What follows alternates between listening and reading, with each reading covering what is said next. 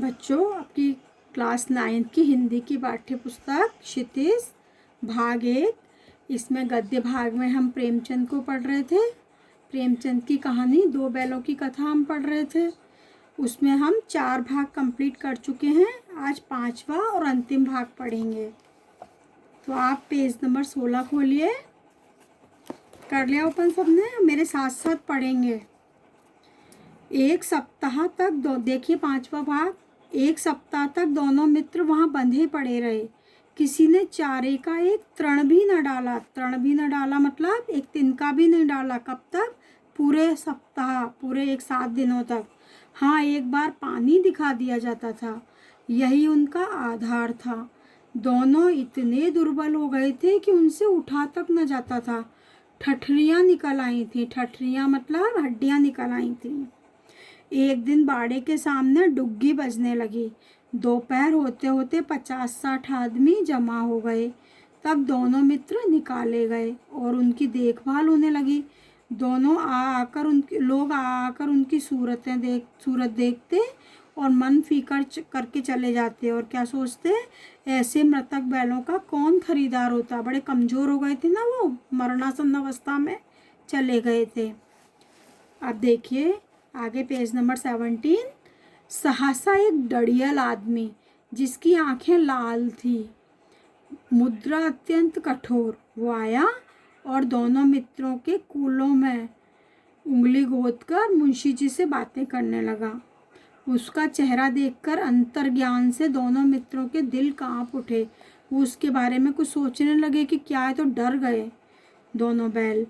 वह कौन है और उन्हें क्यों टटोल रहा है, इस विषय में उन्हें कोई संदेह न हुआ। दोनों ने एक दूसरे को भीत नेत्रों से देखा। भीत नेत्र मतलब डरे हुए नेत्रों से देखा। बड़े डर गए थे वो। उनकी आंखों में डर आ गया और सिर झुका लिया।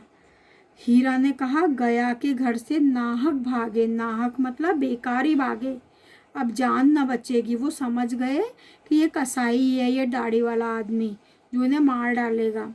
मोती ने अश्रद्धा के भाव से उत्तर दिया, कहते हैं भगवान सबके ऊपर दया करते हैं, उन्हें हमारे ऊपर दया के नहीं आती। क्यों नहीं आती?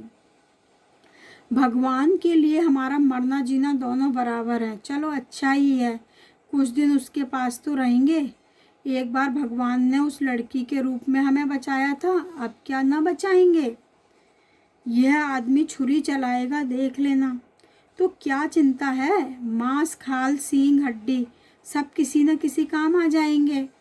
नीलाम हो जाने के बाद दोनों मित्र उस दड़ियल के साथ चले। उसने उन्हें खरीद लिया और वो ले चला।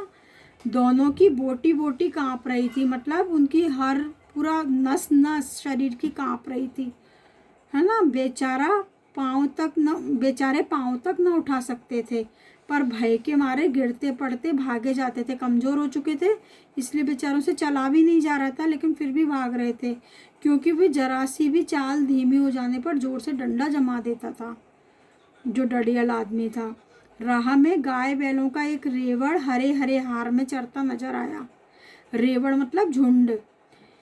सभी जानवर प्रसन्न थे, चिकने चपल। कोई उछलता था, कोई आनंद से बैठा पागुर करता था, कोई कितना सुखी जीवन था इनका।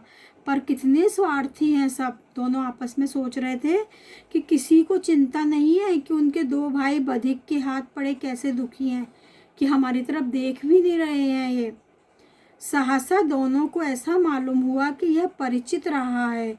उस राह को वे धीरे धीरे पहचानने लगे। हाँ, इसी रास्ते से गया उन्हें ले गया था। वही खेत, वही बाग, वही गांव मिलने लगे। प्रतिक्षण उनकी चाल तेज होने लगी। हर प्रतिक्षण मतलब हर क्षण।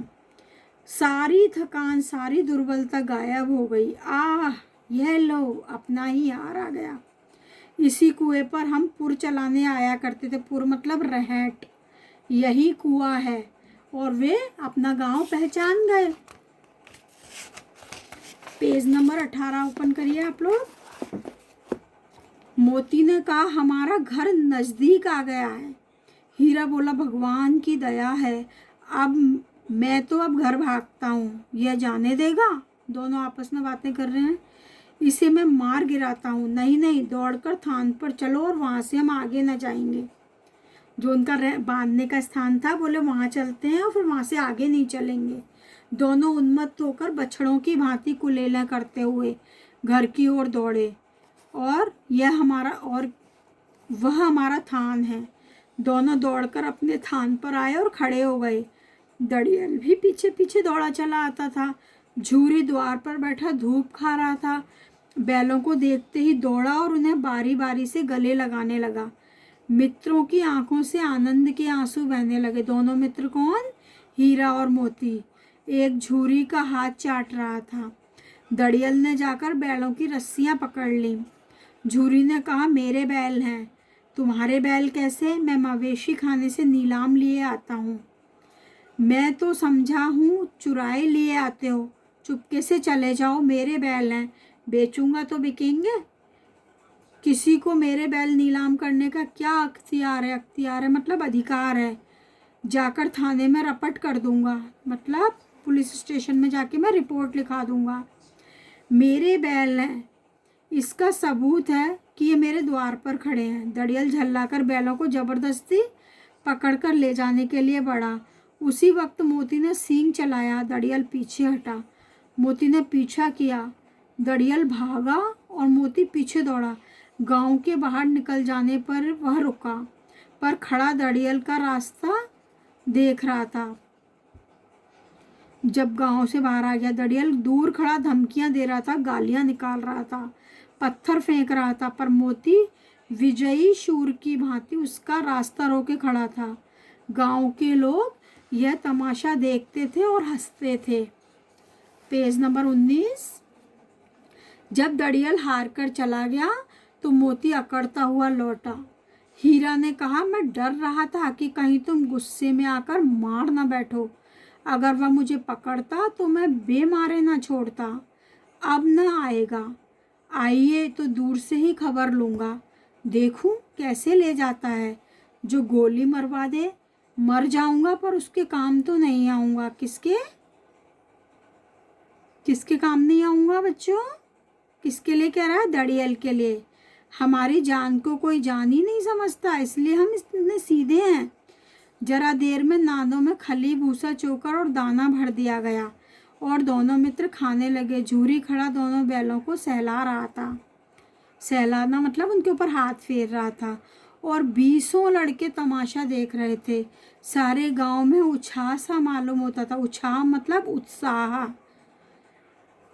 जैसे कोई उत्सव हो रहा हो। उस समय मालकिन ने आकर दोनों बैलों के माथे चूम लिए। मालकिन कौन? झूरी की पत्नी, जो पहले बैलों से नाराज हो गई थी ना जब वापस आ गए थे। तो इस प्रकार हमने प्रेमचंद की लिखी हुई कहानी दो बैलों की कथा पढ़ ली। इसमें कई मानवीय विषयक मूल्य उभर कर सामने आए हैं, जैसे औरत जात पर सींग नहीं चलाया था उन्होंने, तो किसी स्त्री को मारना नहीं चाहिए, मित्रता कैसे निभानी चाहिए, स्वतंत्रता के लिए प्रयास करने चाहिए, और अपने बिल्कुल ध्यान रखना चाहिए, और कहीं भी बिना जाने परखे किसी रास्ते पर नहीं जाना चाहिए। बहुत सारी चीज़ें अपन ने पढ़ी। अब आप लोग इसको पढ़ोगे ध्यान से, एक बार कम से कम वापस दोबारा अपने आप पढ़ोगे इसको। ओके।